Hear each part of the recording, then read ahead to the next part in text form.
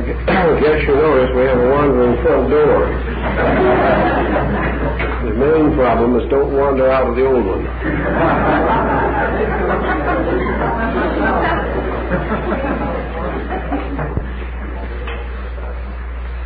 This evening we want to point up a few more or less recent findings which indicate that Western psychology is beginning to move from some of its most cherished footings and is coming rapidly into a kind of partnership with both Eastern and Western mysticism. Perhaps one of the simplest points is a new attitude arising concerning the problem of pressure and the effect of pressure in producing psychotic tensions and trauma. Actually, a complex or any negative psychological fixation is not of any particular importance in itself unless in some way it receives nutrition. Like everything else in the world, a fixation must feed. It must be nourished. It must be sustained in some way. And the individual who is developing a pressureful interior life is likely to begin by trying to break up fixations or attitudes which seem to be causing him trouble. It might be likened roughly to a situation of a skillful prize fighter and his advantage over an unskilled opponent. The chances are the opponent will not last long. He won't have a chance.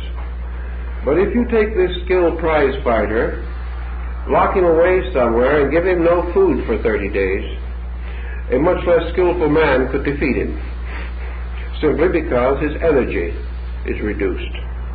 His strength is partly, at least, destroyed. In time, it could be completely destroyed. He must therefore be fed. And nearly every problem that we nurse and nurture depends upon its nutrition for its authority as a problem. Remove the nutrition, the problem becomes less and less real. So instead of attacking all of the various mental attitudes separately and attempting with rather obvious Western violence to uproot them, there probably are simpler ways of overcoming most of the abnormalities that we suffer from mentally and emotionally. One of these ways is simply to remove the source of energy by means of which the problem is maintained. Now, the source of energy in the average individual is also the same energy by which, through unreasonable action, he contributes to the problem. Problems arise from the misuse of energy.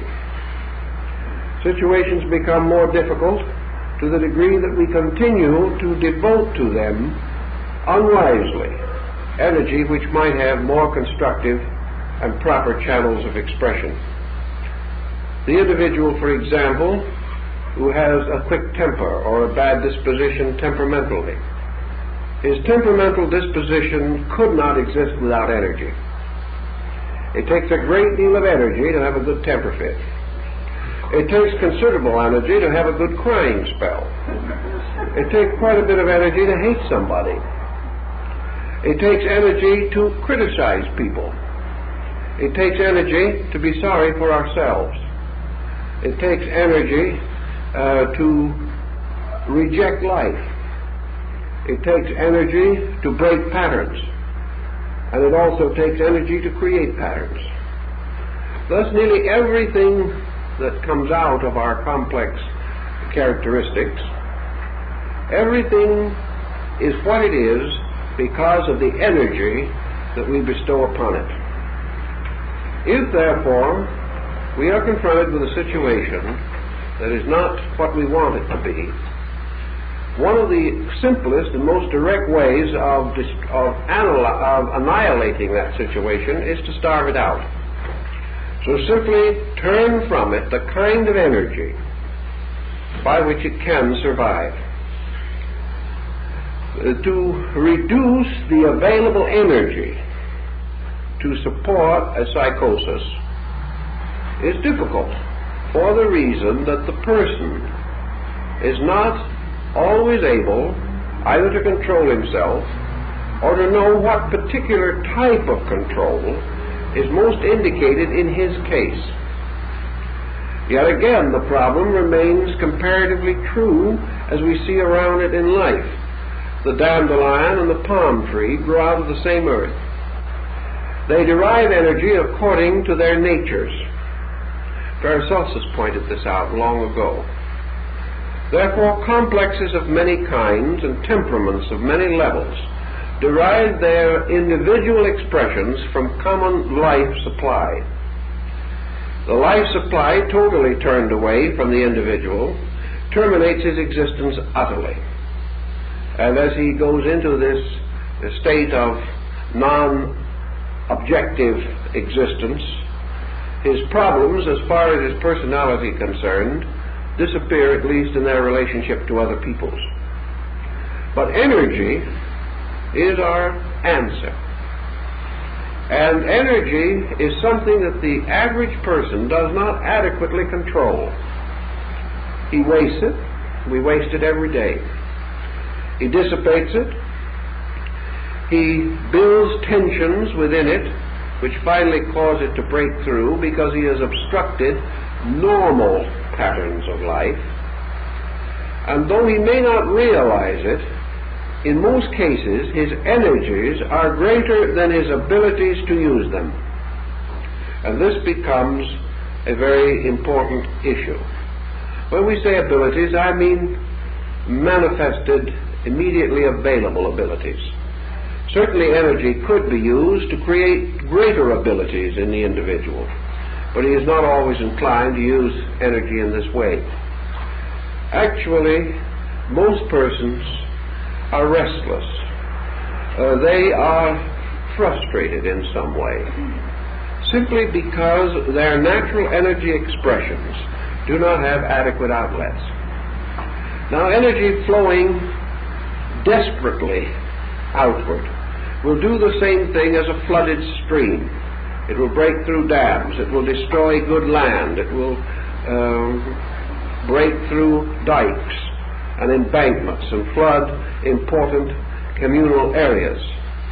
Energy out of control floods the mental and emotional life, resulting in excesses of numerous kinds, which arise always from lack of control. So in the Eastern and the mystical way of thinking, there's an important clue to control or directed behavior, and this is energy sublimation. The supply of energy not called upon falsely. Energy is a kind of reservoir. We do not control it. It is available in nature. But as the waters of a reservoir are piped with numerous faucets and outlets into millions of homes, so universal energy is tubed or piped or channeled into the lives of living things. Here various faucets regulate its release into usage. These faucets can be controlled, at least in part, by the person, and thus he can determine the amount of energy that he uses. But this does not mean that he exhausts any potential cause of energy.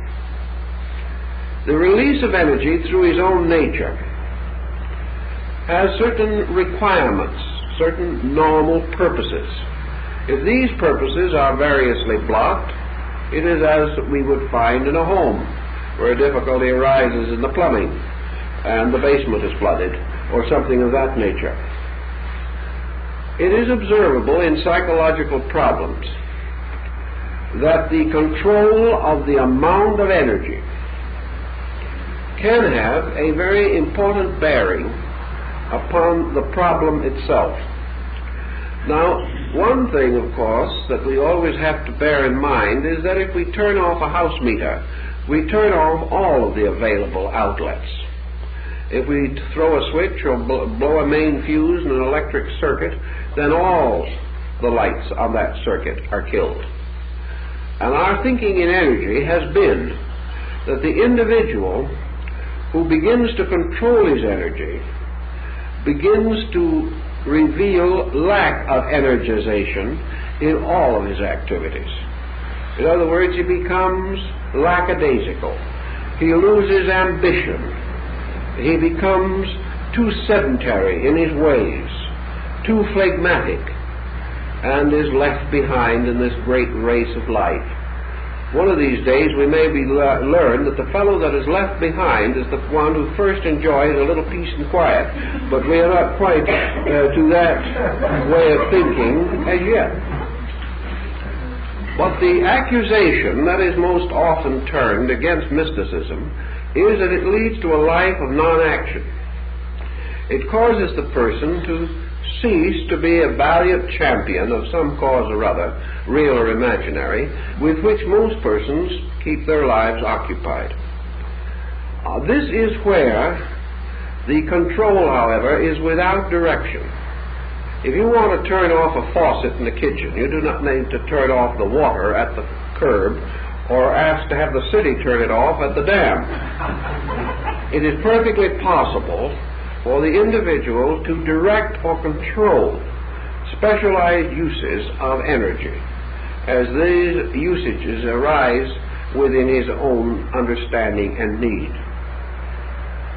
Zen, coming into the life of Western man, and it is moving rapidly in the life of Western man today, is simply an Oriental adaptation of the thought or the basic theme that what we think is important is only important because we think it is important. Therefore, more or less empirically, the amount of energy used by us in any particular undertaking is determined by our own attitude as to the relative importance of that undertaking. Two individuals both suffer a grievance, or perhaps have mutually antagonized each other. To one of these persons, this antagonism becomes the basis of an enduring disregard. Hatred sets in. The most violent, negative, critical, condemnatory emotions are given expression. The other person, who is a party to the same grievance and perhaps has contributed to it or suffers from it, simply does not have this attitude.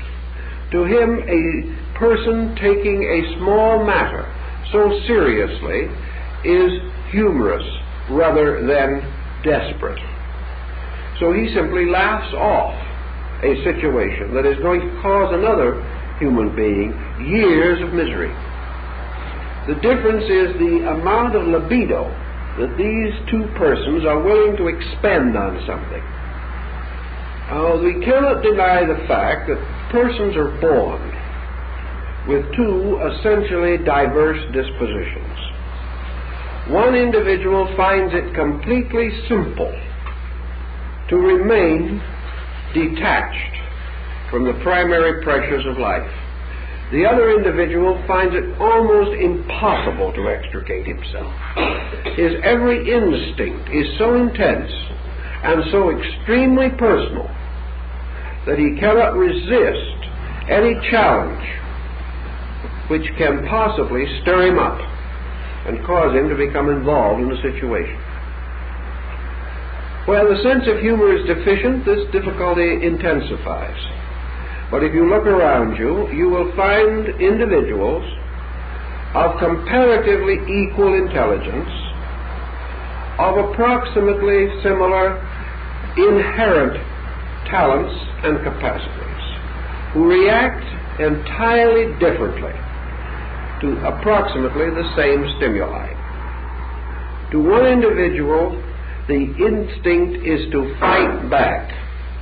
To the other individual, the instinct is not to fight back. Now, we look at the individual who does not fight back, and we say, is he a coward?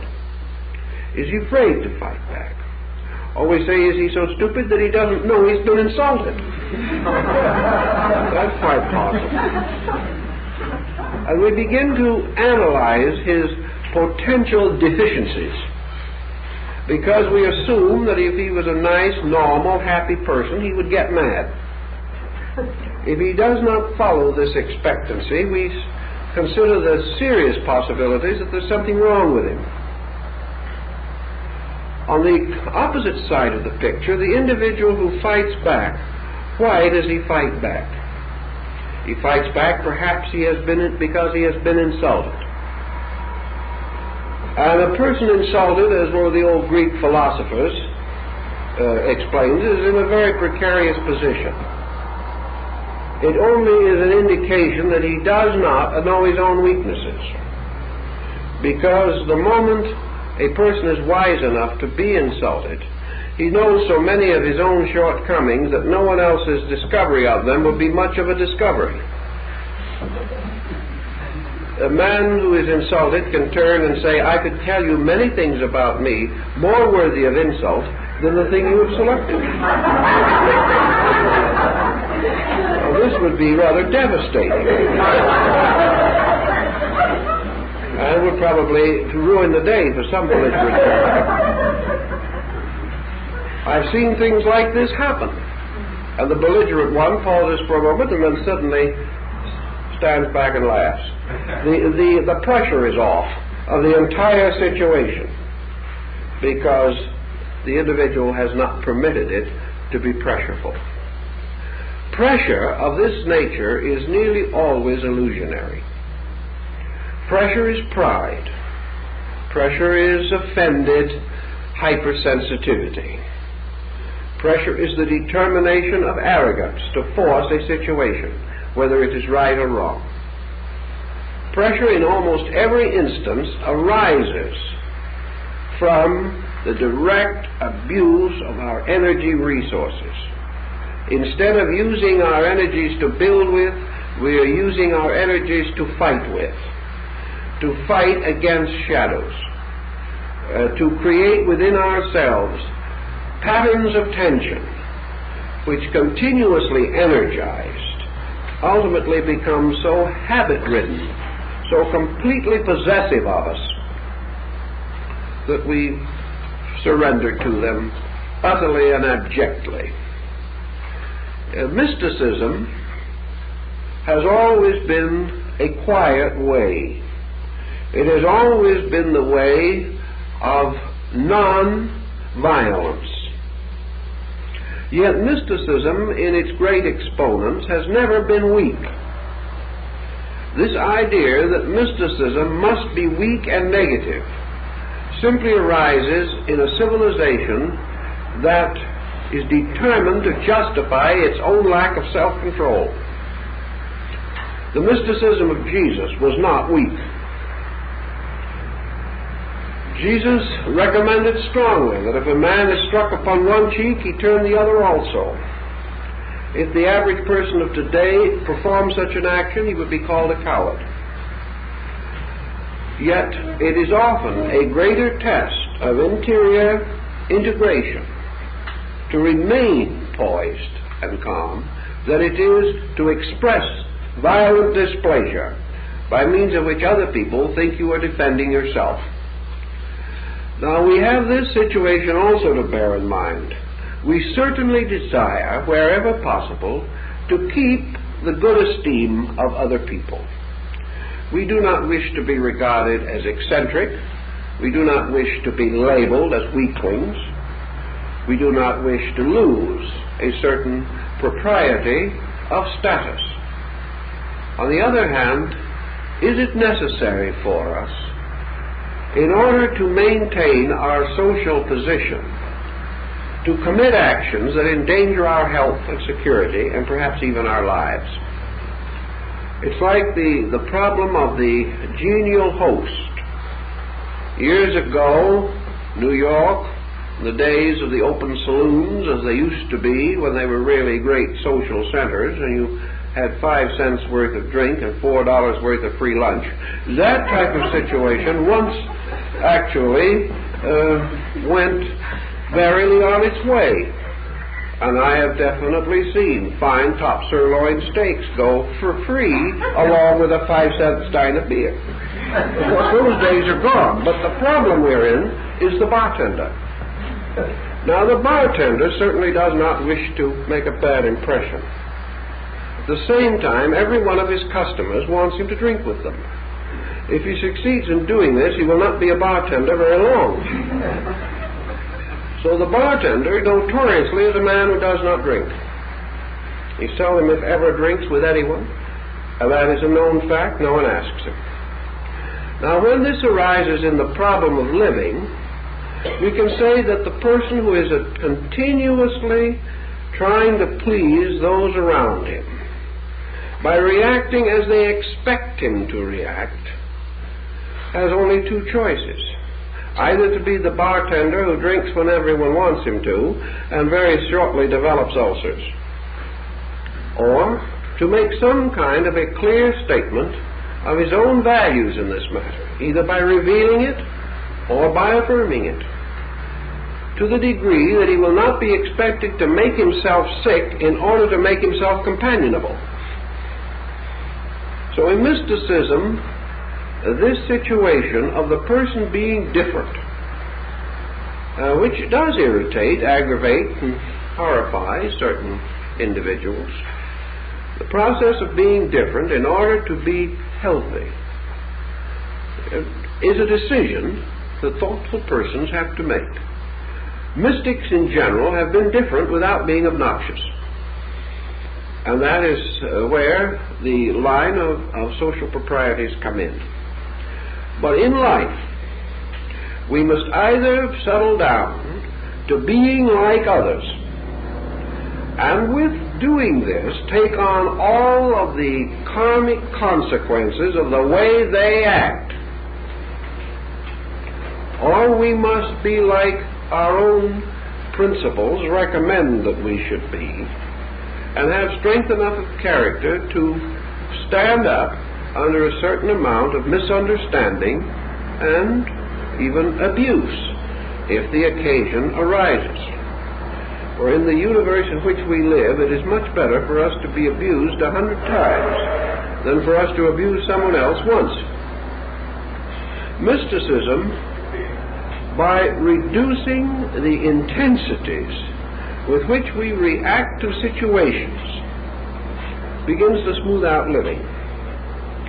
It smooths out living by not permitting everything that arises to become highly personalized. It withdraws energy from areas in which that energy is not important and is non-productive, and applies this energy to other areas which are important and are productive. This brings, of course, a fine point of difference. The individual who, generally speaking, is heavily loaded with psychic pressures generally does not have any area to which he can transfer his energy. He is sick, he is in trouble, he is in the spot he's in because his energy has only a circle of negative outlets, and that these outlets are continually punishing him. To tell this person that he should direct his energy into other outlets might present a problem. He has no other. I know a person who had a bad neurotic situation for many years. They were not very healthy physically, had to live a rather sedentary life. I tried for months to try to get this individual to take a little interest in reading. Here he was a worrier, he was miserable, critical, thinking of himself all the time, loaded with hypochondria. And he finally admitted to me that never in his lifetime had he read a book, and never in his lifetime did he intend to. He didn't enjoy reading books. I asked him why, and the man was absolutely honest. He said, they take my mind off my misery, and I want to be miserable. Well, at least he was franker about it than most. He enjoyed misery more than he enjoyed getting over it, because he liked to be sorry for himself. This sounds ridiculous, but without the verbal statement of it, it is present in millions of human lives.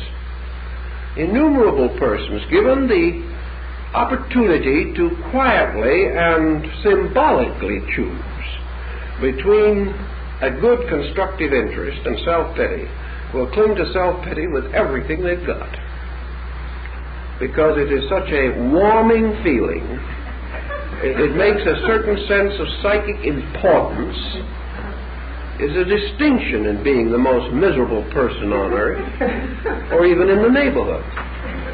These things cause the person to feel individuality. Actually, there are many better and more important ways of being an individual, and these should also be carefully considered. Zen coming in with other Eastern philosophies and a certain amount of Buddhism and the general trend of the day toward a somewhat more contemplative reaction to the intense pressures of modern life has given us what is now being developed under the term psychology of values. And psychology of value is a very interesting field that shows that we can't help growing in spite of ourselves sometimes. This begins to analyze normalcy in the term of the individual's ability to recognize value.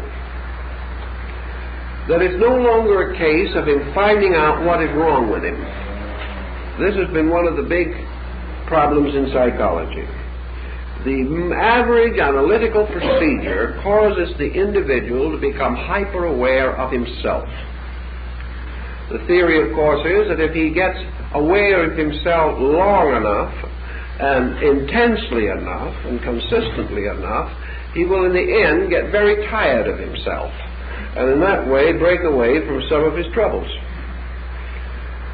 But the psychology of value says that it is more important for the person to begin the contemplation of what he should be than the consideration continuously of what he should not be. That the experience of a positive state is highly desirable. The person who is miserable is to a certain degree a person who has never enjoyed being comfortable. If he really had ever enjoyed being happy and had a clear psychic archetypal image of integration, he would find misery an unhappy contrast. But during his entire period of life, he has never sensed by experience a truly positive situation. He was a little miserable as a child. He went through children's ailments and problems. A little more miserable as he got a bit older. His family may have broken up, left him falling around among relatives. Got into school, wasn't well adjusted, a little more miserable. Came out of school, took a job which he didn't like very well, didn't get along with the people around him. Married, made a comparatively inadequate marriage. Maybe not bad enough to be divorced, not good enough to be worth anything. Gradually developed 2 or 3 children that became a cause of nervous tension. Against these things, no resources within himself, went to church occasionally, thought the minister was an awfully smart man, especially when he talked on current subjects, and just drifted. A little more problem, a little more tension crept in. Very soon, neurotic situation. The individual gradually sinking further and further into a series of negative experiences. Against these negative experiences, by way of interior contrast, there was no positive experience.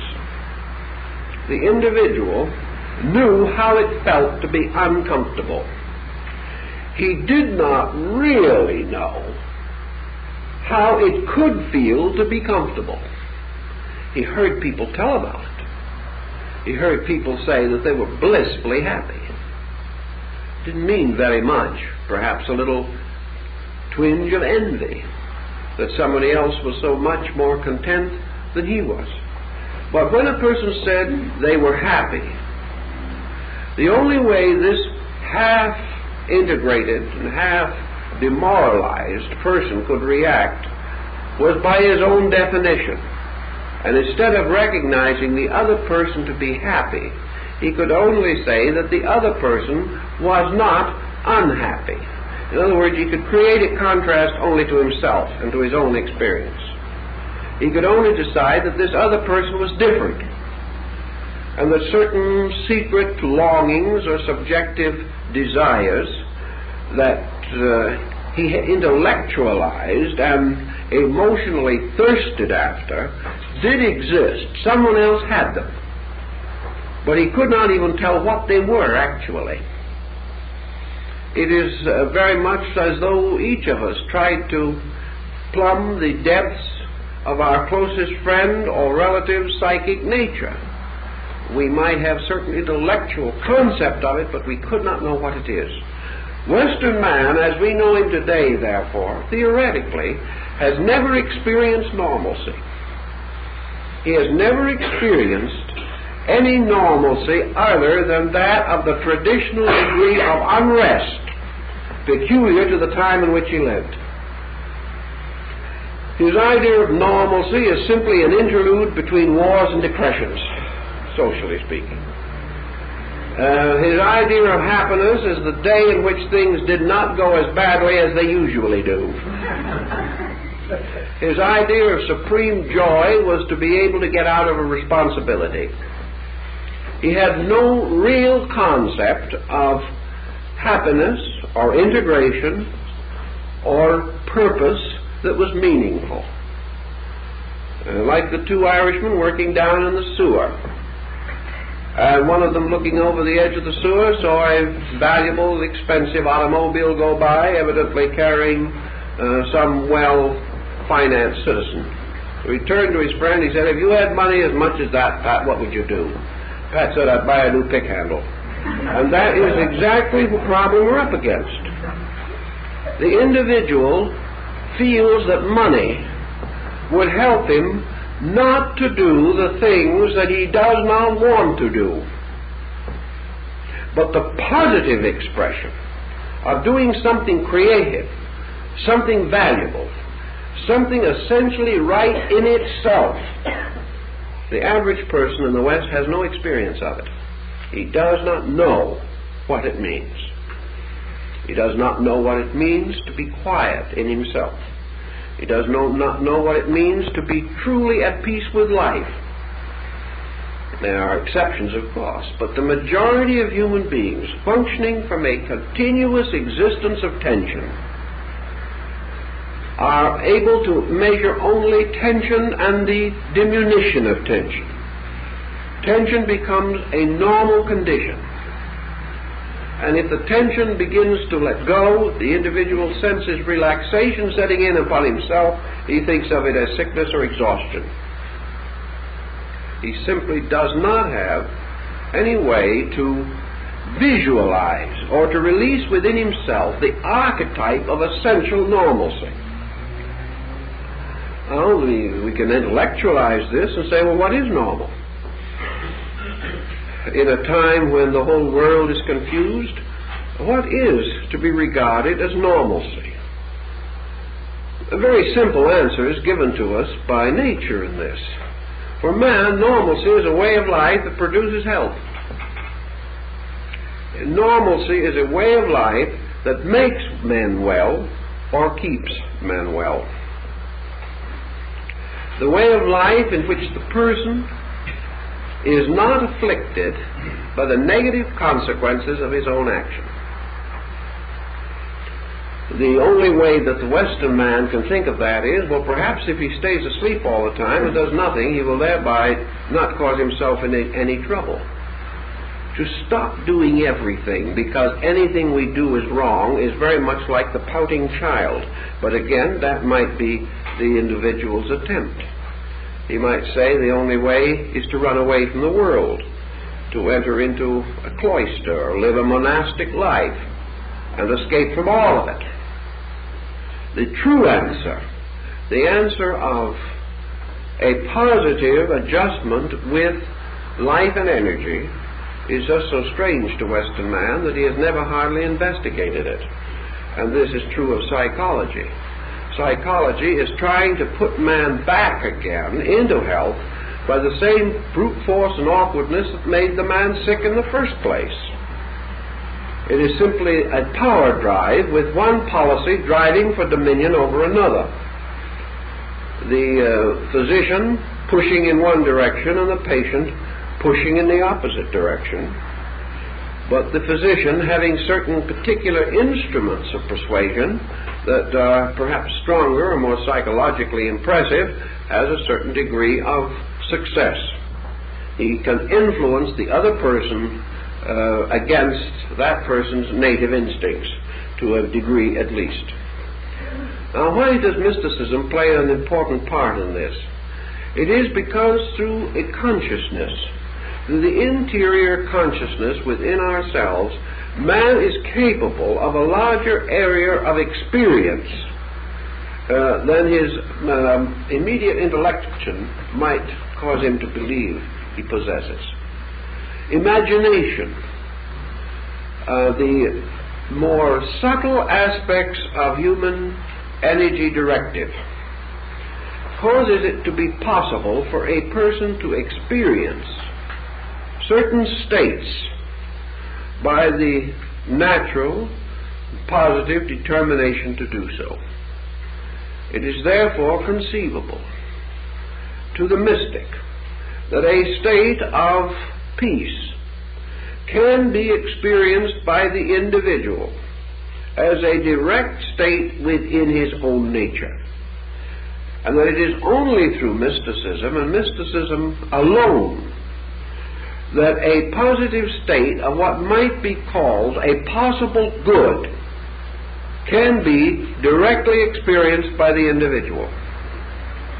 It is by mysticism that he becomes aware of levels of value in himself which become compensatory to the levels of non-value which afflict him on the outside. If this be true, then psychotherapy has to include a certain going inward into the individual's own consciousness by the individual himself, searching in himself for positive roots of expression and usage. He has to search for the missing values and experience them first within himself, and by so experiencing them, gain a means of positive action. If we take the case of Plotinus, the Neoplatonist, we are told that according to his own record, on only a few occasions, 2 or 3 occasions during his lifetime, was he accorded the blessed privilege of a mystical experience. In those brief moments, however, Plotinus, being peculiarly blessed among men, actually experienced the state of human integration. He experienced man as himself, fulfilling the human purpose. He became aware of his positive ability to tune into a dynamic reality, to become part of and aware of a dynamic good, whereas it had always previously been that he lived in a dynamic evil and a static good. Evil had a power over him. Good did not. Because evil was active in his nature and in his environment. But good was merely a word, a dim fantasy of value, something that had never been truly vitalized. But through the mystical experience, this vitalization took place, and Plotinus experienced the absolute victory of good over the shadow or absence of itself.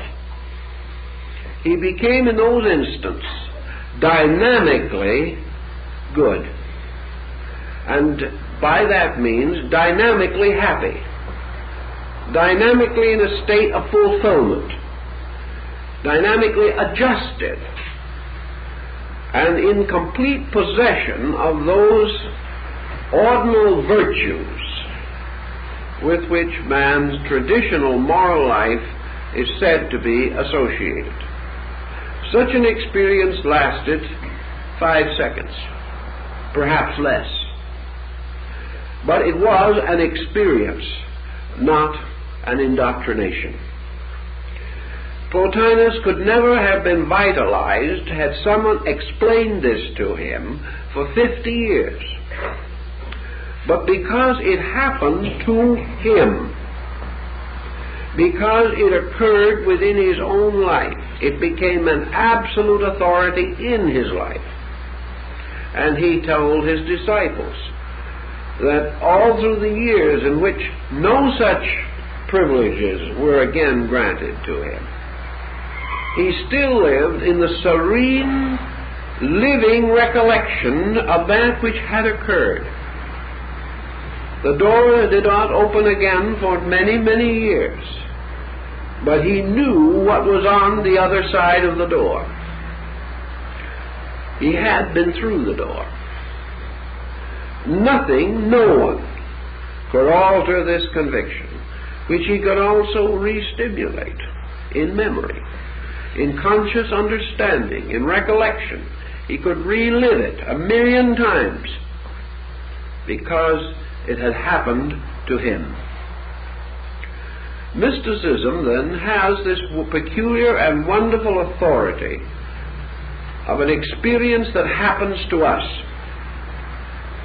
and becomes the first important experience against the mediocre. Psychology, realizing the possibility of such a thought, begins to analyze how the mystical experience can be engendered, how it can be conjured out of this mysterious complex of living. There's no use writing it as a prescription because no one can fill it. Yet it is the only remedy, the sovereign remedy, for the innumerable psychological ills of the individual. Actually, of course, the psychotic, the pressure-laden person is in a very poor situation to have such an experience. Yet this is not totally the fact of the matter. It seems to be. Rationally and even morally, we would assume that the person who is most dynamically wrong is the furthest from the state of being right. The story of mysticism, however, does not sustain that. As we realize from the theophany of Paul on the road to Damascus.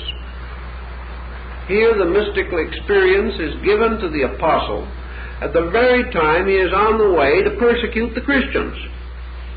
He has already stoned them. He already struck and seriously injured James the disciple. He had no interest and no faith whatever, yet to him was given this experience. This seems to point out that the mystical experience is no respecter of the ordinary conventions of life. It originates in something else. Now, several answers have been given to the Pauline illumination. The distances of time and the inadequacies of records make it very difficult to answer this. Some say that Paul at this time was afflicted with stroke, that something definitely happened in his health which reduced him, which broke him interiorly. Another group say that he was stricken with blindness. Some say that he was blinded by the vision. Others affirm that this was not the occasion of the blindness, but was associated with it. If Paul had passed through some immediately preceding disaster, this might very easily explain the matter as a break in the armament of his negative aggressiveness. Other mystics, however, are evidence and clear proof that the mystical experience is not necessarily simply the result of the perfection of the disposition. What it appears to arise from is the reduction of the energy in the negative pattern of the personality.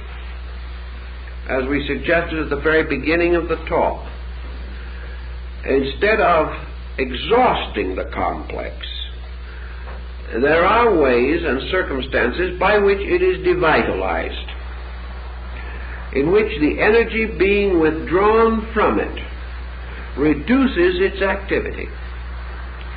It remains what it has always been, merely a small weed in the garden. If we take energy away from it, it will not grow. If it has already grown and we take energy away from it, it will die. We have spent all our time fighting with the weed. We have never realized that it lived by an energy which we can turn on and off, and that it is the turning off of the energy and not the fighting with the result of the energy that gives us our easiest and most lasting victory. Mysticism cultivates within the person who believes it certain religious virtues. Mysticism is founded in the simple doctrines of both Eastern and Western saints, whose lives have been very largely dedicated to a quiet, patient, reflective acceptance of the challenge of living and the continuous and unceasing refusal to become violently involved in problems which are of themselves of no importance, of no meaning, of no essential value, and which rise only to satisfy pride or egotism or a moment's emotional instability. So that your mystic actually is a person who gradually takes the energy away from the whole complex of his own psychic personality. He withdraws his support, mental and emotional and vital, from negative patterns. And these patterns, without his support, without his willful direction, without his bestowing upon them the power of the will, willing them into activity and sustaining them by will energy, if he does not do this, these patterns cease or die back again to such controllable dimensions that they are no longer serious problems in life. The mystic, by his retirement from confusion, by his relaxation away from tension, thereby acquires two situations that are helpful. First, his natural reduction of intensities automatically helps to clarify the psychic field. And the same reduction in tension helps to clarify his relationship with his own basic consciousness. By moderation in his conduct, he thereby reduces any abnormal psychic situation that exists, and at the same time makes available to him and to himself his interior hyper-psychic resources that go beyond even his mental, emotional, or psychic propensities. His end always is the same, namely that he shall experience that which is right, and from this gain the absolute criterion of what he should and must be. Because until he experiences the substance of good within himself, he does not know how he can be good. The question always arises, what must a man do in order to be saved? And until man experiences this as solution in his own consciousness, he can only listen to the advice of others. And this listening to advice is not the same thing. We can listen to advice forever and reject it all. But once we have known something, we have a new level of value, a new standard upon which to erect our own structure of life. Zen and other Eastern systems, therefore, boldly advance what almost might be regarded as a sharp knife, a powerful and directive influence. Instead of wandering around in this misery world of continuous compromises, Zen takes the attitude that this is so, this is not so. The decision is simple. The need for this decision is obvious. The excuses against the decision are numerous, and none of them is valid. The person's own predicament is such that the need for solution is desperately indicated. Therefore, instead of locking ourselves in a vast, involved dispute about this matter, let us visualize the situation as the deathbed scene in which the doctors are arguing as to the medication, and during the argument the patient dies. And that is more or less the situation. While we are making these tremendous philosophical arguments about this and that, our own situation grows steadily worse. And in the midst of all of the defenses that we intellectually conjure to our support, the individual is the living picture of the fact that his position cannot be defended. He proves by his own existence that he is wrong, and then claims by his intellection that he is right. If he continues to do this, of course, he will continue in the difficulties with which he has been plagued from the beginning. Now, in the West, which is not a contemplative world, the search for a Western mysticism, a mysticism not different substantially, well, there can be really no East or West in truth, but Western in the sense of being presented in a manner as compatible to our experience as possible, and at the same time not to compromise its basic integrity. This idea of a Western mysticism is growing in importance to Western man today. He cannot be actually the kind of person that he reads about in the stories of ancient Eastern saints and things of that nature. He just isn't that person. But he has the same need as that person. He has a certain basic respect and veneration for the thing that he does need. But he has to find some way of acquiring what he needs, of making it available to him as a personal experience.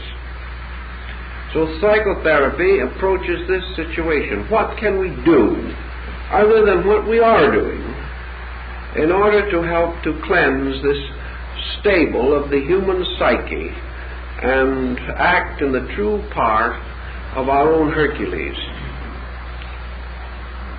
Obviously, for Western man, this must be brought under some kind of control mechanism.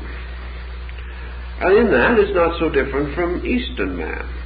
Certainly, the processes of Eastern meditation are no less scientific than the processes of Western psychoanalysis, nor are their theories, in either case, superficial. And in both instances, there is a thoroughly integrated formula.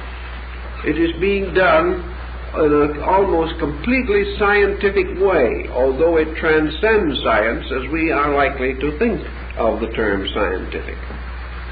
Meditation is also a person starting from a situation and moving from that situation towards a goal or an end which justifies the consecration of life to that end. In some Eastern nations where meditation has been universally practiced, it is seemingly a thoroughly natural, reasonable, and proper course, and brings no thought of ridicule or criticism in the public mind. In fact, the person may be regarded with a special esteem because he takes such a life, even as here he is going to be regarded with the most profound suspicion. Yet the end to be attained is, in both instances, approximately the same. But man in the West is thinking of his end in different symbolism. Eastern man thinks of his end, perhaps, as complete emancipation from worldliness. He thinks of the end of his existence is his return to a state of total union with deity. The Eastern mystic has a highly spiritual end which he seeks to attain. To him, this end is the only reason for life, and its existence is a searching for God and good. And the life of godliness and of goodness, these are the proper lives and the important lives, and other lives are comparatively unimportant. In the West, the goal of man is not good in the sense of God, but good in the sense of adjustment with a situation in which he exists. Western man is not seeking to go to a heavenly place. What he probably is trying to do, if he ever was able to define it clearly, is to bring that heaven here. He wishes to bring heaven here. He wishes to perfect the world he is in. Whereas certain mystics have always had the attitude that the sooner out of here, the better.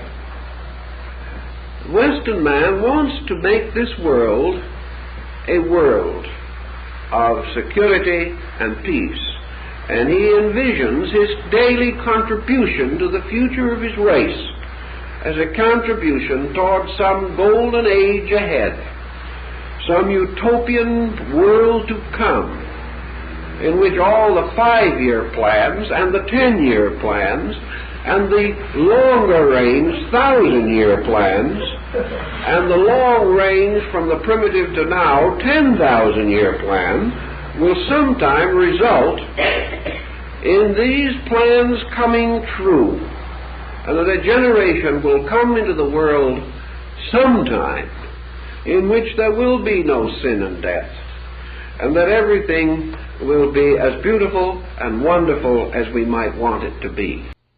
Standard of satisfaction. It would be very difficult, therefore, to assume that this world can be rapidly transformed in its totality, picked up as a globe, so to say, and carried from one level of integrity to another. Western mysticism meets this possible conflict of concepts with the other situation then, that man's own life becomes to a measure a psychosomatic symbol of the whole world. The world as we know it here is made up of an infinite number of beings capable of the statement of I. These beings exist as individuals, but each of these individuals is in a world and is the victim of a world arising within himself and flowing outward into his environment, or moving from his environment in upon himself. Thus each person becomes symbolical of the transference of heaven to earth, the bringing of a spiritual state into objectivity within the consciousness of man, the possibility of creating within man the utopian, the individual who possesses the virtues which he desires to have the community virtues of his world. That it is conceivable that the individual can attain this has not been denied. And the resulting thought, of course, that brings some optimism but restraint, is that enough persons gradually coming to this individual discovery could go a long way towards ultimately moving the collective in that direction. Because by degrees, individuals becoming as they are the units of masses. If enough individuals move in a direction, the mass moves in that direction. So mysticism for Western man has to be solutional of something. It is not his departure from life into some mysterious nirvana. It is rather the departure of his ailments, the departure of his difficulties, and the final integration and organization of himself as a directive leader of his own fate, with both the wisdom and the strength to be a good leader, to be capable of preserving the peace in his own nature and living according to it. Mysticism for this man cannot be totally disassociated from his immediate needs. And I think it will come into our Western world through the recognition of a process of therapy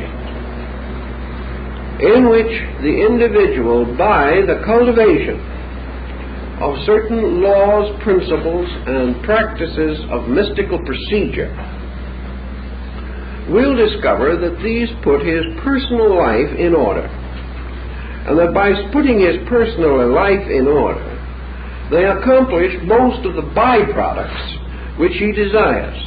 His confusion in all its manifestation represents byproduct. The fact that he is in his present sorry state results from this lack of organization. It is itself a byproduct. So if we wish to say that man's sickness, physical sickness, is to a measure psychosomatic, that many of the ailments which are increasing at the present time are directly traceable to tension, or to one or other of the excesses by which the individual hazards his life. If we also want to assume that domestic problems, juvenile problems, vocational maladjustments, all these things to a measure result in man energizing the wrong values, then it means that by the re-education of his basic value sense, much can be accomplished. To re-educate the value sense in man, we may need, and will probably ultimately develop, a series of disciplines based upon Eastern techniques, but probably a little like some of the adaptations of Eastern art and architecture to our Western way of life, coming upon us almost unawares.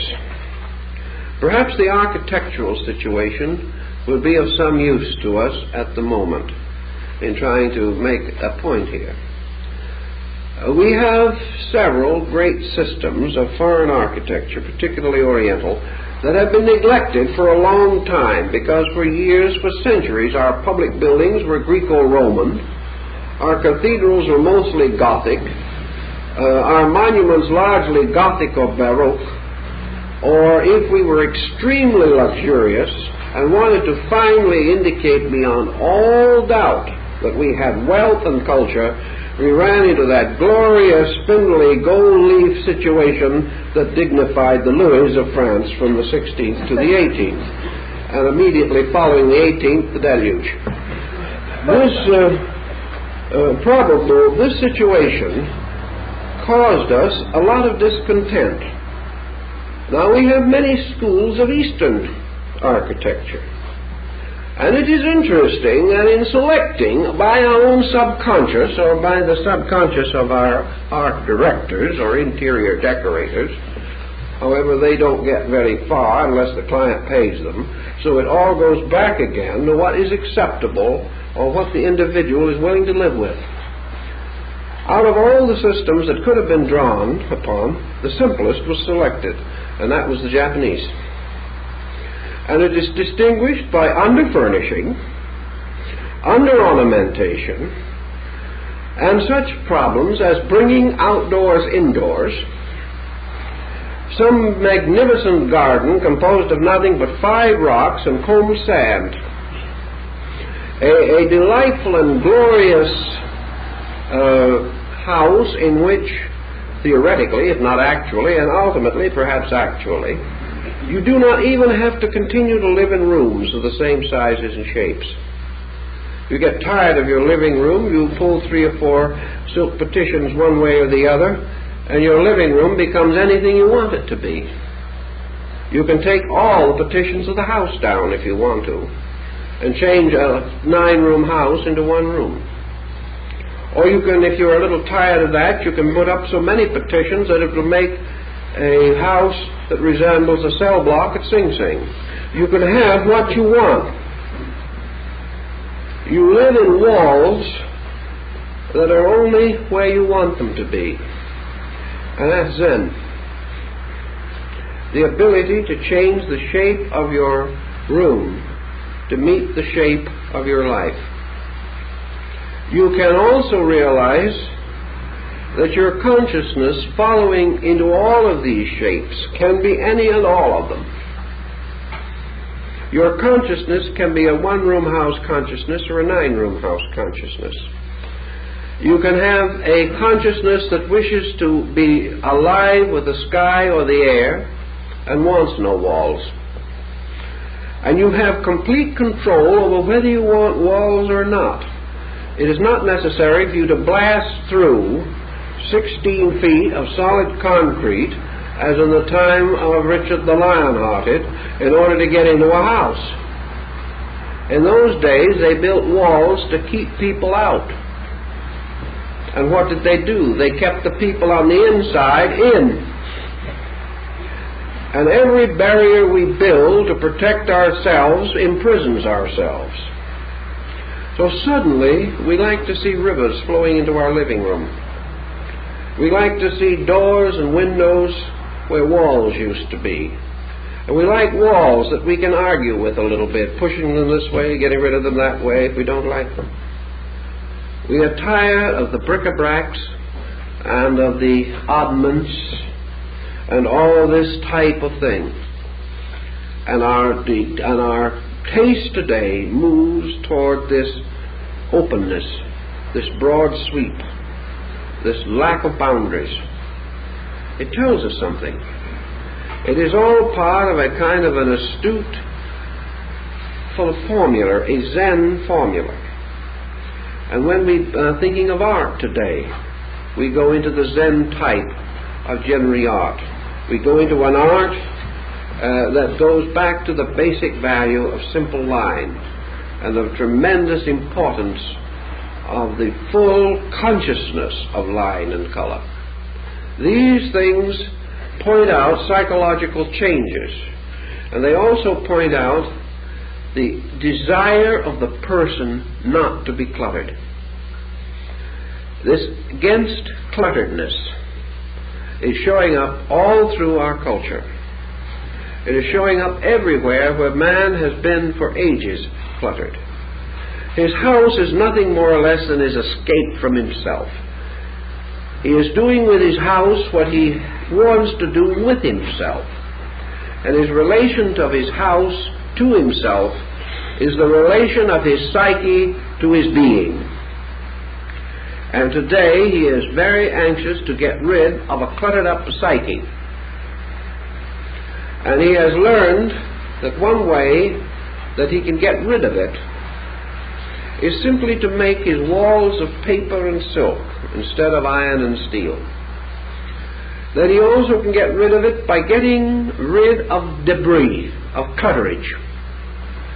And psychology may slowly realize, as it has, that a badly demoralized psyche is very much like a room over-furnished. Back in the old days when nothing was ever thrown away, in the days when the portieres were threaded eucalyptus buds alternating with leaves, when small window curtains were beautifully festooned out of father's cigar bands, in those days nothing was ever lost. The drapes were hung with little pinned reproductions of children's drawings that had been there. The wedding wreaths were underneath glass bells. Everything was velour and velvet and felt. Every tabletop resembled a present piece of kitchenware. It was heavily loaded with marble and mosaic, or something that was the 19th century equivalent of linoleum. Linoleum was liable to appear in the living room just as well as anywhere else. The portraits of those long dead, most of them apparently having died of various types of grievances from the expressions, were everywhere. This was the stuffy old psyche. This was the individual living in an atmosphere in which there was no freedom for his own soul. He lived overshadowed by the grimness of hereditary bestowals. And the psychologist today, trying to explain to the individual that he is suffering from a broken home, and the individual going back and visualizing that early childhood difficulty, is in very similar condition to the same man going to the family homestead, going into this room and seeing these grim-faced relatives glowering down upon him from across the years. Relatives that still live in him as part of his psychic content. Situations that mean that he has inherited this whole stuffy mess, and that he has carried it on through the years. Now, it's wonderful for someone to try to put these things in order, but you cannot put a good many of them in order. There's only one thing to do with them: throw them away. They are of no importance to anyone. These cherished things that 50 years ago would have been lovingly preserved at the cost of life. If the house was on fire, the individual would gladly have been burned to death rescuing them. These things are now worthless. We cannot say in psychoanalysis, learn to get used to them. What's the use? We cannot say, well, don't forget that this hatchet-faced ant up on the wall was really the victim of a bad psychotic time herself. Look how her parents treated her and how their parents treated them. So gradually learn to see the good in your miserable old aunt. Learn to see that underneath she is only the symbol of your own frustration. What's the use? Just take the picture and turn it to the wall. Or better still, throw it away. Now you can go through this same room and you can try to reconcile yourself. You can say, yes, these gorgeous portieres of eucalyptus buds were wonderful at the time they were made. They were the production of loving spinster sisters who had nothing much more important to do because they couldn't play the piano all the time. These things have sentiment to them. They are nostalgic. They have a sacredness about them. They made somebody very happy, or at least help somebody to be unhappy in a pleasant manner. This situation causes them to be part of us, to be part of our background. Well, we can do that. We can take them down and we can carefully roll them up and say sometimes somebody may want them, although we know they never will. Or we may try to live with them. We may try to clear our dream life so that we can wander through this house and this room whistling with sheer joy because we understand everything in it so well. It's all reconciled now. But what have we done? We've reconciled ourselves with something that wasn't anything in the first place, that had certain, perhaps, excuses for existence, but never any reasons. It belonged to a way of life that was dated like a geological strata. Once it's gone, with it went the dinosaur and the megatherium. There's no further relationship in these things. Now, if our own haunted house, our own psychic nature carries this tremendous burden, there is no real gain from trying to rationalize it, from trying to accept it, from trying to say, I'll live with it, regardless. Well, maybe we could live with it, but it means nothing. It is only punishing ourselves for no purpose. It would be very much better to take a perfectly simple Zen attitude in this, because a Zen monk coming in, looking around very carefully, would probably burn the place. In other words, it would be the simplest answer. There's no need, there's nothing to be gained from it. It has no answers for questions or problems that we mean or that we need. Consequently, if the whole situation dies out in us, completely and totally, it is far better. There is also no reason why we should go around in the presence of this saying, I don't like it. But because I don't like it, I must now accuse myself of being disloyal to it. It's not any good. I know it isn't any good. But I have loyalties. I am in some way required by a code to protect this thing and, if possible, transform it into a national monument. It must go on. Now, many people kill themselves with that type of loyalty. And nothing gained again. So mysticism, cutting through all of this, gives us the concept of the simple house. The house in which the walls are very simple, in which things that are no longer valuable are buried honorably, where their ghosts will no longer walk, where these situations can no longer arise, and the individual lives in the free air, looking out through these cloistered and starry walls back to the sky and the earth, which were his common parents. Here lies man's return to value, and escaping the stumbling block of trying to get there by passing through a mystic maze of everybody else's values, which he can never do anything about anyway.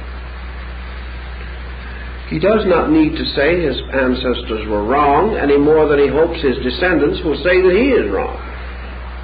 But these things do not add anything. And while we are fighting with these, struggling with them, trying to root them out one by one, the years go by, the sickness goes on, and the person cured of one ailment simply turns his face to another corner of the same room and is just as sick again. It is the same problem, infinitely repeating itself. Today, physically, we would scarcely do this anymore. It's on rare occasions now that persons literally hold on to things this way. The outer symbolism is broken by the five senses that can't tolerate it. But the interior symbolism is held together by subjective pressures and by a certain psychic loyalty. And perhaps this peculiar tie back to the past, which is part of the psychological entity of all of us, and which unfortunately is not always tied to the right part of the past. There is a value in that tie, but only when it is properly and adequately used. The psychic mystic problem goes into this gradual fading away of false value, the getting away from this miserable conglomerate into simplicity again. And the house of today is a little bit symbolic of that. Some of these modern houses are pretty bad, but the principle of getting away seems to be driving the individual, driving him to more or less stylized expressions of living, in which he is less and less a slave to literal particulars, but prefers rather to live in an atmosphere of broad, almost metaphysical implications. He is depending less and less upon the completeness of design. He is expecting that completeness to be supplied rather than provided. He expects the individual who beholds it to sense something more than he sees. And he leaves the situation in this way, rather open and fluid, which is much better for his psyche. If we would take this architectural release that he has gained and try to apply it to his interior psychic life, we would begin to understand perhaps something of mystical content. The rebellion on the outside is almost a mandala. The rebellion on the outside gives him a tremendous symbolic instrument to work with. And here we come to, I think, a very powerful factor in this entire situation. Man finds it comparatively easy to follow lines that are familiar to it. As he becomes adjusted to one level of a value, he becomes adapted to other less obvious value levels that are similar. Thus the person living in the open house with its very simple, austere human factors, depending more and more upon nature moving in upon it, this individual is constantly contemplating a value. Perhaps he didn't originally build a house that way. Perhaps an architect built it, or a decorator provided the furnishings. Perhaps it was only a stylization when he moved in. But if it was well done, this stylization begins to move in him. And the mandala is always the thing on the outside that starts something working on the inside. It is something that by looking at, or by studying, or by contemplating, we create a series of reminiscent revelations. Something moves in upon us, something moves out to meet it. And the thing that moves out to meet it is usually our need, moving out to meet a supply of some kind. Or it is a quality within ourselves, moving out to a different quantity of that quality in the thing outside of us. The mandala in Oriental art is consequently usually a highly symmetrical and highly symbolical structure. It is a design that is lawful in its formation and is peculiarly and specially intended to portray a principle, and to portray it in a way that is acceptable to us, inasmuch as the portrayal is accomplished by archetypal symbols. By archetypal symbols we mean symbols which in the subconscious of all persons must be essentially interpreted in the same way as against the common symbol, which is capable of any kind of interpretation. Archetypal symbols usually, therefore, go back to the great motions of humanity, the great religions, the great structures, by means of which a certain device or figure brings to the conscious attention of the individual certain factors, certain thoughts, certain restorations of memory, which he will share with millions of others who look upon the same device, because the symbols themselves are archetypal and are so intended to be. If, therefore, the individual creates an archetypal order in his life, he is constantly releasing this archetype. And in the releasing of it, he finds positive experience as against negative experience. Now, it probably is too soon to say that the American house builder is actually fulfilling or obeying the essential principles of all these archetypes. He is not. The Eastern master would not permit one column, window, or door in that building to be placed without absolute consideration for law. The Western master will not do that. He is merely concerned with the general effect. But the general effect is improving to a degree. Therefore, it is telling us something of man's recognition of archetypal symbol factors in his own life. It is telling us, for example, that man wants to allow nature to move in upon him more. He wants to live in a larger world. He wants to also live in a world in which he draws from basic resources. He wants to live in an uncluttered world. And he wants to live in a world that reminds him of universals rather than particulars. He wants to reduce, therefore, the furnishing of this house to its utilities and to such elements of essential decoration as have the greatest basic significance for him. Thus he appoints into his house no longer a mass of confused things, but a reduction in which his emphasis is upon luxury as the right of beauty rather than the right of clutteredness. It used to be that if you were very, very luxurious, you loaded everything. A luxurious individual had 9 times as many chairs as he needed. The luxurious individual had much larger pom-poms on the end of his curtain cords.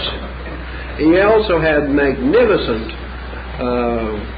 diapered plush edging on the curtains, so that every time you moved the curtain it was as though you were moving the entire structure of history. And of course it was just as dusty usually. But there was mass that counted. Tremendous evidence of this. Today we find one good painting, one fine piece of sculpturing. Perhaps neither the painting or the sculpturing too good in substance, but simplification, definite reduction. It may be the selection of the art is not real, does not represent personal taste, maybe only general convention, but it is reduced to a recognition that a few things become important in themselves, many things lose all importance. We go into the life of the person with the same thing. Our great psychological problem today is this clutteredness, which is resulting in desperation, emergency feeling within ourselves. We feel like the young wife coming into one of these ancestral manses and feeling that an almost irresistible desire to throw it all out. She is overwhelmed by factors that were never her own, that meant nothing to her, and close in upon her like ancient relatives. She wants to rebel against them. She wants to furnish the place over again, to furnish it according to the living desires of her own nature. The same thing has to happen in the person. Coming into our own subconscious, which is a conglomerate of many things, including pressures, traditions, our own bad habits, and everything you can think of. The individual either has to put this thing in order, or else he has to live in a continual state of internal irritation. Now, perhaps the psychologist in this place becomes the interior decorator. He has to try to rearrange these elements of design, but he assumes that they all have to stay there. He assumes also that if he rearranges these things, that he can arrange them until they are better for the patient because of formulas that he possesses. and that he is the one who must decide what is normal and what is abnormal. That it is necessary for the patient to fulfill a series of rules to achieve certain particular victories over certain things, and that the final victory to be attained is the ability to live with the rubbish. That the individual must be able to live in the haunted house and laugh at the ghost. That seems to be the real end that we're working for. That he must be able to get along with the inconsistencies in himself. That he must live in this house unfurnished by taste, but filled with accumulated furniture and fixtures. The East will not permit this attitude in its basic thinking. It is not that the psychological adjustment is so that the person can live with himself. This is only an excuse, and actually doesn't work. The individual who has reached the point where he can live with himself doesn't want it. He still finds himself totally boring, uninteresting, and unpredictable, and inexplicable as far as its own nature is concerned. When you learn to live with the psyche, you are only learning to live with a mystery, because of the fact that even psychology cannot tell you what it is. This is not the end that is sought.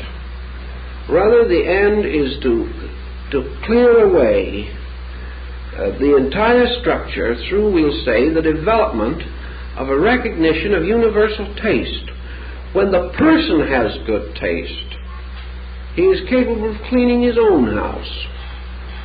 As long as a decorator does the job, we are never sure that the person himself is going to be happy. After the decorator has finished the house, the decorator has to a measure pleased himself, but he is not going to live in the house.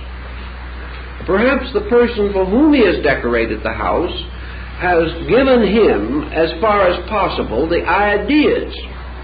But you'd be surprised how many people get an expensive decorating firm and then have no ideas of their own at all. They just move into the grandeur that the decorator has conceived. And as one individual told me after living in it for 6 months, he put his desk and card table out in the garage because he couldn't live in the grandeur. He had a decorated home that cost him $250,000, and he couldn't live in it. It wasn't his home. He had been raised in a farmhouse. He had happened to get rich, but still, this glory of it all simply pressed in upon him, giving him the most terrible mental inferiority complex. He felt himself incapable of living on so high a standard of elegance and opulence. So the attempt to reorganize these interiors according to a formula, the attempt to take the individual's life and straighten it out in terms of Freud, or in terms of Adler, or in terms of any of these psychologists, assumes that they have to be right, and also that a broad formula, not too broad actually, is applicable to most people. These facts have never been demonstrated in psychoanalysis. That certain pressures can be reduced, the individual can be counseled into a better state of living, is undeniably true. But this same individual may go back for counseling 6 months later with a new problem, and the whole thing start over again. The actual achievement of a proven norm has not taken place. And of course the counselor is in trouble on this also, because as soon as the patient feels well enough to get along without him, he doesn't come back, and most of the time even the treatment that is available is never completed. So you don't get too far with it. Mysticism, by getting behind the whole situation, helps the individual to recognize clutteredness and order. It helps him to recognize simplicity and confusion. And if he can recognize those two groups of couplets, he is pretty well out of his troubles on almost everything. If he will cling to order and cling to simplicity, he will never be very far from integration and improvement of health and attitude. It is when he departs from these basic things that he then requires every type of psychological help that he can possibly receive. So in the West, I believe that we are going to begin not to probe the individual continuously to find out what is lurking in the subconscious. We are rather going to realize that if man has been conditioned by environment, and this conditioning moving in upon him has caused the situation that we generally recognize as psychotic, that we have learned a tremendous fact about man. We have learned that something from the outside can move in upon the inside and make a profound effect upon the inside of life. Now, we have allowed this to always be a more or less detrimental thing, although nature is constantly reminding us that through this experience pattern from the outside, nature itself is perfecting her own accomplishment. But what comes in through these sensory perceptions and goes into the inner life of man as a modifying force can be either orderly or disorderly. We get back to the simple problem of Pythagorean philosophy, namely that Pythagoras believed that medicine could be taken into the body through the eyes and the ears, that part which is taken in at the mouth has the greatest effect upon the body. That which is taken in with the eyes has the greatest amount of effect upon the psyche, and that which is taken in through the ears has the greatest effect upon the mind. That these represent, therefore, senses the eyes, instruction the ears, nutrition the mouth. The medicines can come through all three of these avenues. And in your mystical lore, the eyes have become tremendously important on the psychic or soul level. The ears play a subordinate but also often important role. But the eyes particularly give man the experience of beauty. They give man the power to contemplate the orderliness of life, and they can be focused upon the meditation forms, medicine through the geometric arrangements of devices, the mandala, the flower arrangement, the tea ceremony, everything by means of which the individual becomes capable of receiving into his nature the archetypal symbols of contentment, order, relaxation, peace, integration. These things can move in upon him just as surely as chaos can move in upon him. And through meditation, the individual, through increasing discrimination, makes more and more use of these available faculties and powers, always with the purpose of receiving into himself certain impressions, and then moving these impressions by his own interior energies. In this respect, supposing the individual, seated quietly in some convenient area in the process of his mystical thinking, looks out across the landscape, sees hills and valleys and the little town, and becomes very much aware of the type of scene that we have with the story of Gray's Elegy, a very pastoral scene, a scene in which the human interference to nature is very slight, and a wonderful soft glow hangs over life, the simple glow of nature itself. Now this contemplating person, being, we'll say for this moment, a mystic, now returns to the common concerns of the day, or perhaps to the concerns of rest, And in his inner life, he restores this pattern. He begins to build his concept of interiors upon the placidity of nature which he has seen around him. Thus the pastoral scene moving in upon himself with its attendant emotional tranquillities give him a kind of experience which he can internally estimate. As he therefore becomes more adroit at these things, more advanced in the usages of them, he finds the very definite possibility of reorienting his attitudes toward life. He finds that as he sits quietly, looking out upon the thing as it is, that he realizes the life apart from the desperate desire to change that thing. He knows perfectly well that if a real estate agent was sitting there, the place would be mentally subdivided within 5 minutes. The man would move in upon it. That 100 different motives of profit or gain could be contemplated by looking out over that landscape.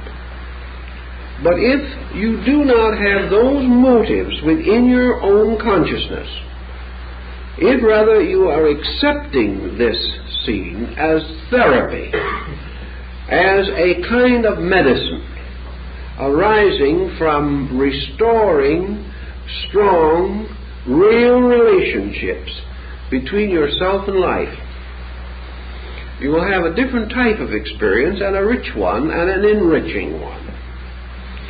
Gradually you will also gain a skill in this.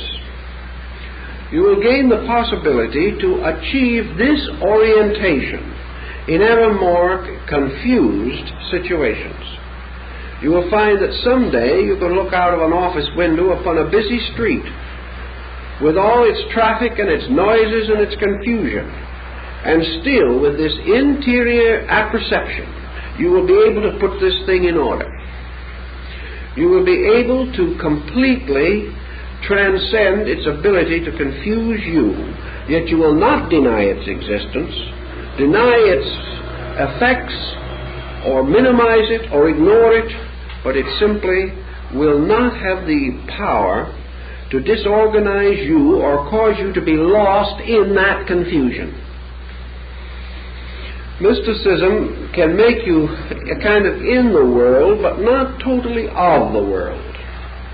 It permits you to do everything that you normally would do, or that others would find it proper for you to do, and yet do it in an unworldly way.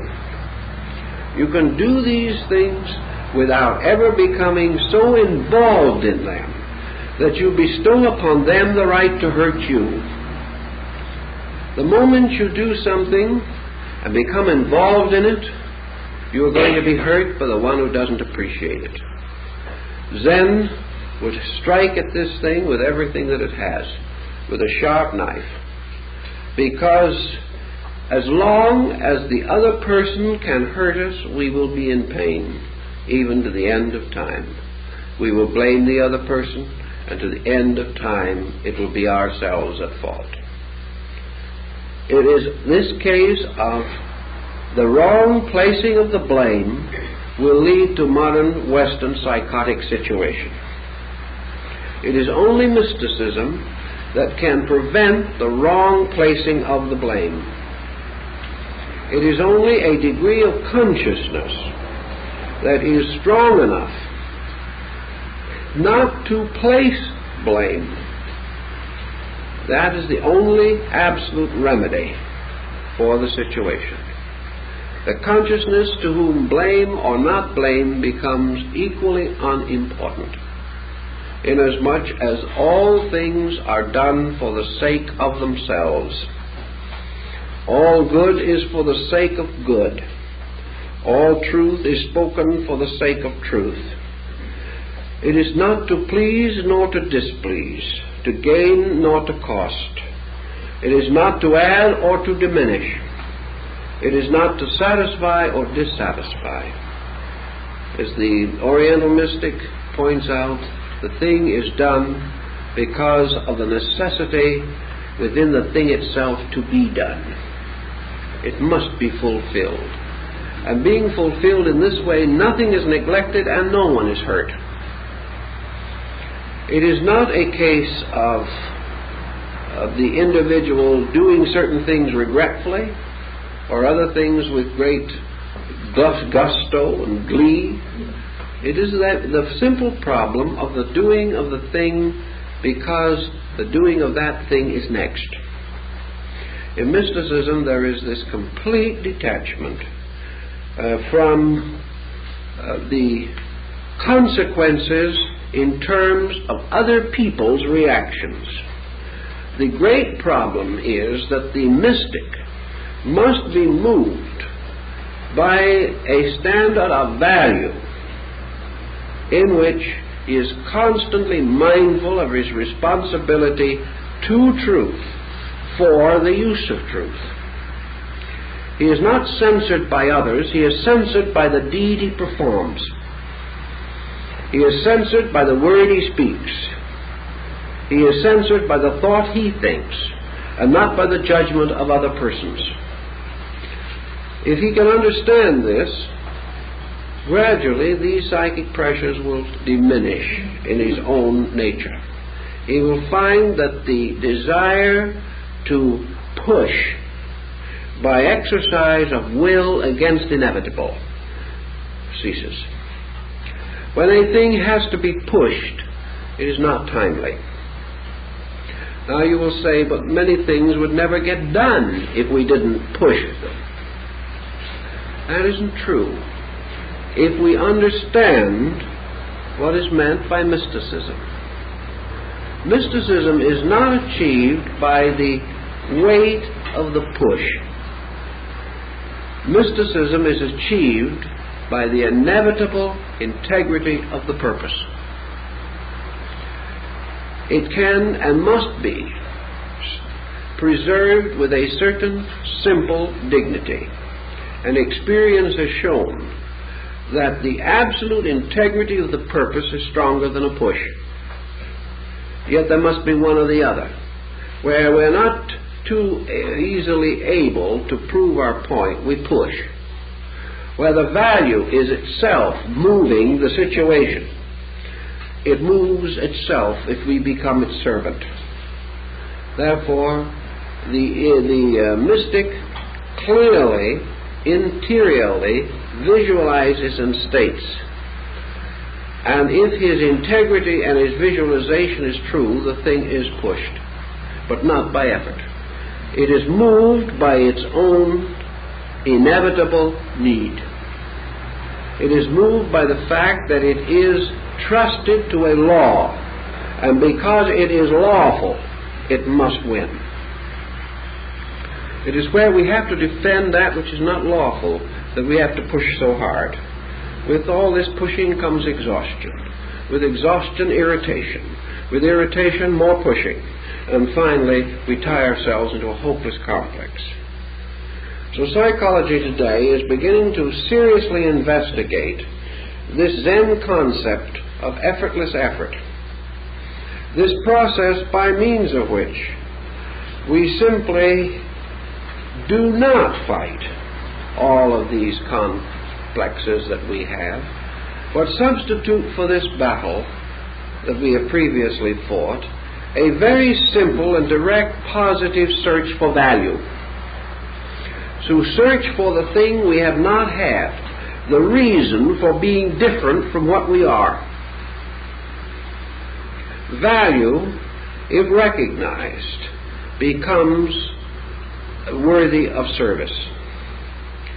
The individual will remain as he is until value teaches him or informs him or reveals to him that he is not in harmony with that which is valuable. So in psychology we are developing this value penetration, in which we believe firmly that if the person has a greater appreciation for beauty and understands it better, a greater recognition of nature and a simple acceptance of nature, a greater variety of natural, simple, constructive interests, and a stronger internal meditative life, not meditating for what he wants, but meditating to experience the state he needs, achieving through experience and meditation and diversification the personal awareness of a state of existence better than he is. In other words, that in moments like Plotinus, in these moments he will suddenly experience himself as being better than he is, or better than he knows that he is. There will be moments in which he will be picked up into peace. There will be seconds occur to him in which the confusion will open, and he will see the bright light of sky beyond. There will be moments in which he will experience a greater peace than he has ever known. Then these currents will close again, and he will be swirled along into another uncertainty. But as he cultivates interiors, he will have these moments. He will have these moments in meditation or in the very simple association with the necessary. And out of these moments, he gradually will integrate his positive philosophy. He will say to himself, whatever that mood is that I had, I don't know what it is, but that mood is value. That mood is the thing which, if I could possess it, I would need nothing else. That mood would end all interval of misunderstanding between myself, and also between myself and every other living creature. Therefore, this mood of value must be cultivated. It is not a matter of education. It is not a matter of the overcoming of every other thought that I possess. It is simply the effort to cultivate a few positive values, a positive realization of something. And even the troubled person can search for some value. Value in religion, value in a good book, value in a work of art, value in a pleasant walk in the garden, value in the kindly office of a friend, value in one of 1,000 different things. The experience of value is the first and simplest form of illumination. And it is also the thing that becomes the guide of our lives. Because the moment we experience a superior state, we are moved to make that state real, to build it into ourselves as a permanent part of our own natures. As time goes on, I hope that we shall be able to do more with this subject, because it opens a new concept of many things. But tonight we are past our time, so I guess we have done all that we can for this evening. And remember that next week we begin. Yet again, the problem remains comparatively true as we see around it in life. The dandelion and the palm tree grow out of the same earth. They derive energy according to their natures. Paracelsus pointed this out long ago. Therefore, complexes of many kinds and temperaments of many levels derive their individual expressions from common life supply. The life supply, totally turned away from the individual, terminates his existence utterly. And as he goes into this state of non-objective existence, his problems, as far as his personality concerned, disappear, at least in their relationship to other peoples. But energy is our answer. And energy is something that the average person does not adequately control. He wastes it.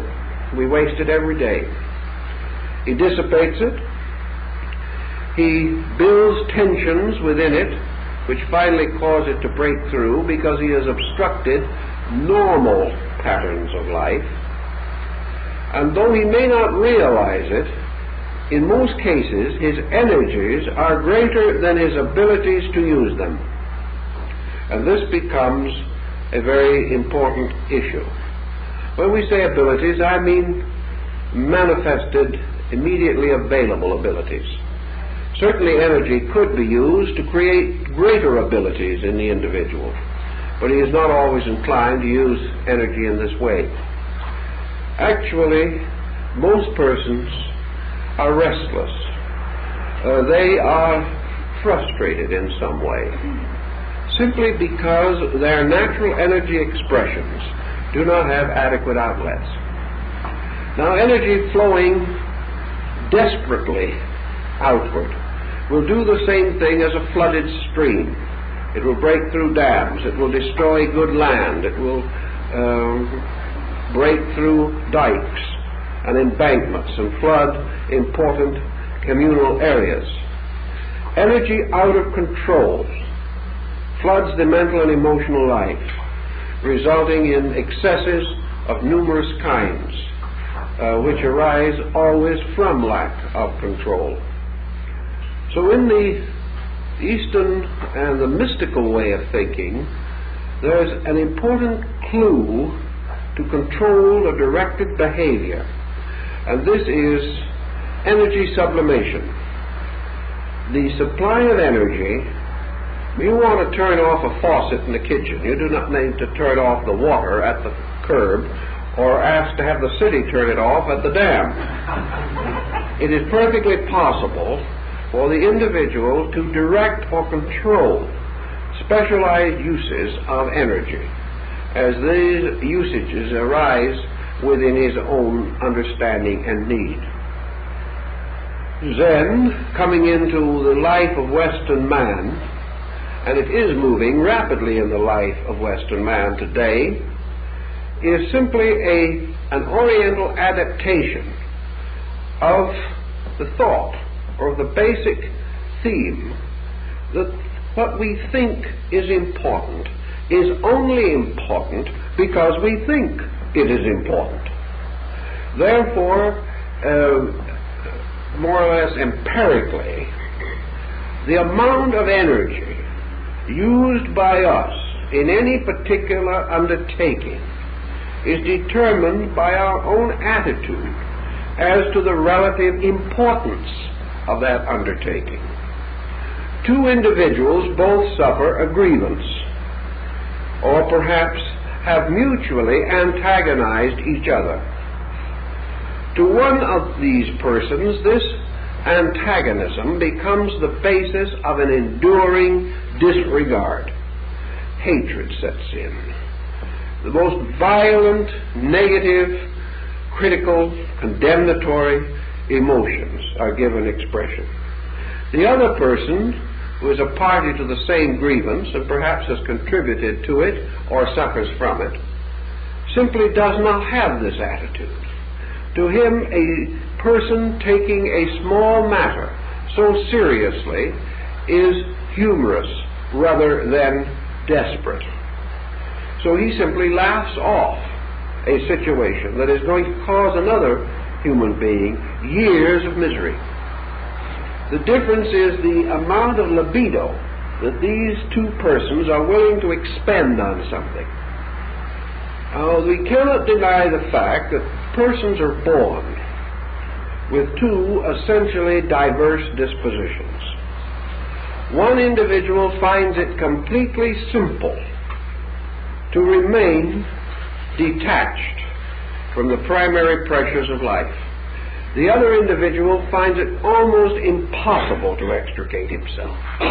His every instinct is so intense and so extremely personal that he cannot resist any challenge not called upon falsely.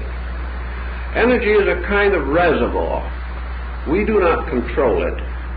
It is available in nature.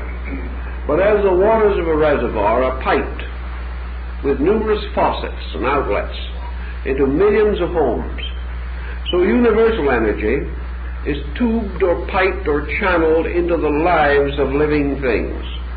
Here various faucets regulate its release into usage. These faucets can be controlled, at least in part, by the person, and thus he can determine the amount of energy that he uses. But this does not mean that he exhausts any potential cause of energy. The release of energy through his own nature has certain requirements, certain normal purposes. If these purposes are variously blocked, it is as we would find in a home. where a difficulty arises in the plumbing and the basement is flooded, or something of that nature. It is observable in psychological problems that the control of the amount of energy can have a very important bearing upon the problem itself. Now, one thing, of course, that we always have to bear in mind is that if we turn off a house meter, we turn off all of the available outlets. If we throw a switch or blow a main fuse in an electric circuit, then all the lights on that circuit are killed. And our thinking in energy has been that the individual who begins to control his energy begins to reveal lack of energization in all of his activities. In other words, he becomes lackadaisical. He loses ambition. He becomes too sedentary in his ways, too phlegmatic, and is left behind in this great race of life. One of these days we may learn that the fellow that is left behind is the one who first enjoys a little peace and quiet, but we are not quite to that way of thinking as yet. But the accusation that is most often turned against mysticism is that it leads to a life of non-action. It causes the person to cease to be a valiant champion of some cause or other, real or imaginary, with which most persons keep their lives occupied. This is where the control, however, is without direction.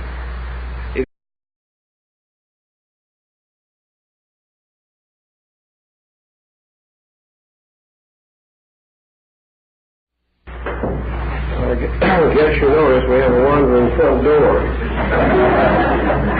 The main problem is don't wander out of the old one.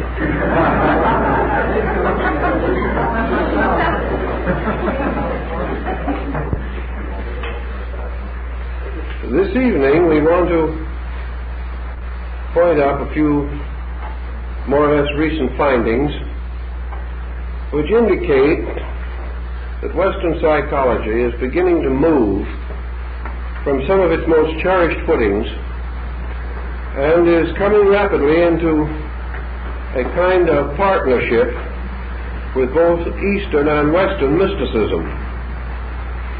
Perhaps one of the simplest points is a new attitude arising concerning the problem of pressure and the effect of pressure in producing psychotic tensions and trauma.